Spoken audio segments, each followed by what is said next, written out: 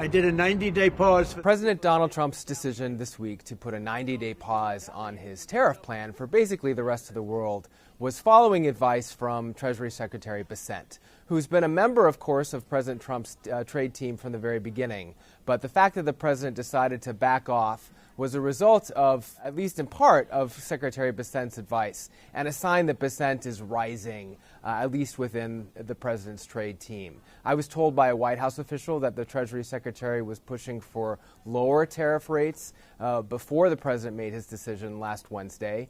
But then after the president made that decision, that he and the rest of the team were supportive of it. But he flew down to Mar-a-Lago, to Florida, over the weekend and had a meeting with the president where he emphasized the need to talk more about the willingness to make deals with the other countries. And then the president's decision on Wednesday followed that emphasis on making deals. We are willing to hear you. Back to Bessent, that has a lot to do with his advice and his role. Scott, do you want to have a statement on that?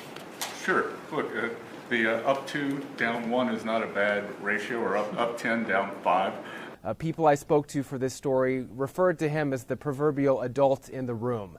They felt like he was giving better both political and economic advice to the president compared to people like one of his top trade advisors, Peter Navarro, who is more of a trade hawk. And also compared to Commerce Secretary Lutnick, who some people felt like he was coming sort of down in the pecking order compared to Bessent, who was coming up. It's important to keep in mind that the president can change his own mind any time and often makes those decisions based on the people that he's listening to. But at the moment, we can deduce he's listening to Treasury Secretary Bessent, and people are pleased, at least within financial markets, that he's listening to someone who has the financial background that this Treasury Secretary has.